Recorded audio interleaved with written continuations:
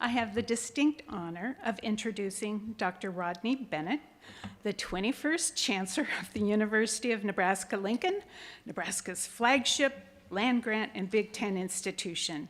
He's a 30-year veteran of higher education with a track record of growing research, prioritizing student success, and investing in the campus infrastructure, all while meeting or exceeding budgetary goals.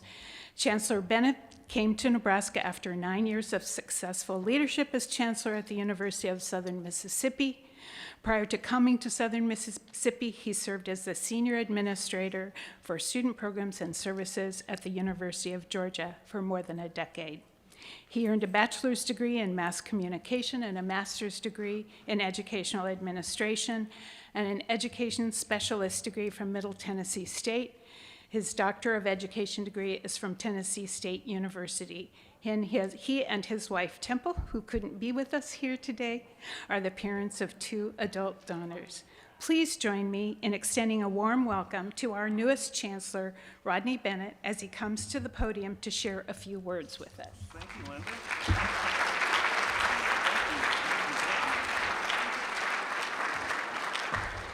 Good morning, everybody. Well, I thought that I would do what Linda did. I didn't realize that she was going to do such a robust introduction of me, but thank you, Linda. I was going to tell everybody that you probably have not heard my full story, and I do intend to take just a few chancellor privileges, Bill and Shelley, so I may exceed my time just slightly. But Temple and I are so happy to be in Nebraska. And as Linda said, we have been down in Mississippi for the last 10 years, plus or minus. And then prior to that, we were over in Athens, Georgia, at the University of Georgia. Linda said we have 2 daughters, our 26-year-old Colby and a 24-year-old Logan. Both of our daughters are graduates of the University of Mississippi in Oxford, Mississippi. And then both of our daughters came to their senses and came to the University of Southern Mississippi, where their daddy was, and earned graduate degrees. Our oldest has a Master of Economic Development and is working in economic development for the city of Hattiesburg. And our youngest daughter has an MBA and works for a marketing firm just outside of Pensacola, Florida, in a town called Foley, Alabama. Temple and I met in history class and dated for about 5 years. I was sort of slow to commit back then. And this past September, she and I celebrated our 30th wedding anniversary. And so we are very excited and very proud of that. And we are so excited and so proud to be Huskers and to be here with each of you. I do realize that this is not the State of the University address, so I will spare you all the details of a chancellor walking through all the exciting things that are going on at the university. Perhaps we can do that in the spring semester and most certainly during the fall, or maybe, Linda, next year if I'm invited to come back. But there are so many things that are going well at the university, despite what you might read about or hear about on social media or other outlets from which you get your news sources. There certainly are no challenges at the university either. As retirees and members of the emeriti community, you certainly know over the last 35, 40, 45 years, 50 years perhaps for some of you, of working at the university or being affiliated with the institution, that there are both mountains and there are valleys. And so we have to endure as the seasons, as it were, changes and stay consistent and stay focused on the main thing. And I would submit this morning to each of you that the main thing, or the development of our students that come to us from all across the state of Nebraska and the region, who are expecting us to do some things that allow them to be engaged members of the communities that they will find themselves in, both here in the United States and all around the world. And so that is the main thing. And all the decisions that we make are against that backdrop of how we support students and advance students and help them to reach their full potential. I'll now turn to my official printed notes. That was the preamble, just so you know. The clock on my 3 minutes, Linda, doesn't start until now, so perhaps 5 minutes.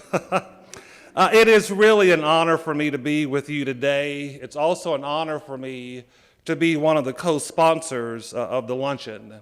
And as I begin to reflect on my 6 months as Chancellor at the University of Nebraska-Lincoln, I am filled with gratitude for every Husker in our university community.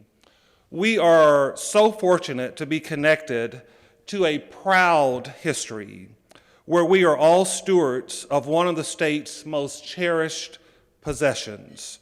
This stewardship requires each of us to continue to care for UNL in a way that allows it to succeed. Please know how much we appreciate the active role that you play in building a strong foundation for the University of Nebraska-Lincoln, a foundation that has positioned us well for the future. We also appreciate the ongoing volunteer efforts, financial support, and love you have for the institution. Since 1961, if you just sort of let your mind go back to 1961, I wasn't quite born yet in 1961. I was born in 1966, so the quick math will make me 57 years old.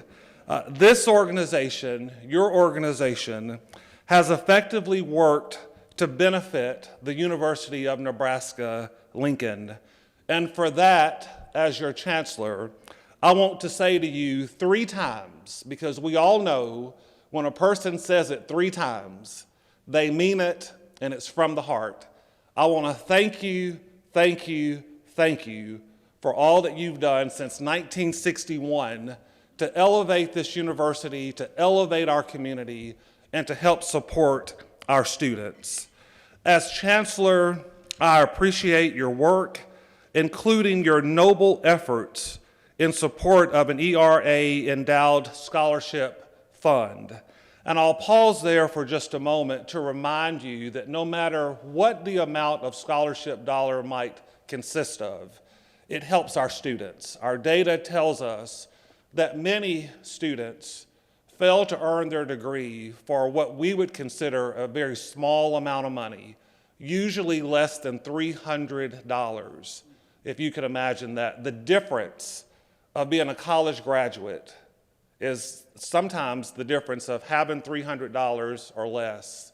It's pretty significant, and so we thank you for the ERA Endowed Scholarship Fund and any other scholarships that those of you around the table are contributing. I want to thank you for fully endowing the fund in 2022 and awarding the first scholarship in advance of the 2023 fall semester.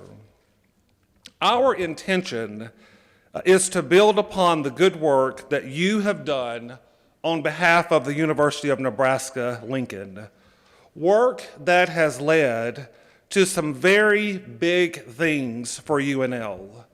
Today, we have a unique role as Nebraska's flagship land-grant R1 institution to do big things that create opportunities for our state. We also embrace the significant responsibility that comes with that role, a responsibility that I like to say is both in letter and in spirit, both in letter and in spirit. As the calendar turns and you reflect on the previous year at the University of Nebraska-Lincoln, you can be proud of all that our university has accomplished. We have more work ahead of us when we return in 2024. No surprise to anyone in this group. But I know that we can continue to do big things for this institution. I encourage our faculty, our academic deans, our senior officers of the universities, our vice chancellors, to really think about however good you think the institution has been since our founding. Think about that for a second. The best days for the University of Nebraska-Lincoln are ahead of us. So we encourage everybody on campus to not focus on the rearview mirror, but instead to focus on this big windshield of opportunity and possibility and innovation and creativity that really allows us to be the leader in public higher education, not only in our country, but across the world. And so as I conclude, Linda, I wish all of you a great holiday season. And again, I want to thank you for allowing me to be a part of your annual meeting and for allowing me to provide some opening remarks. Thank you all so very much.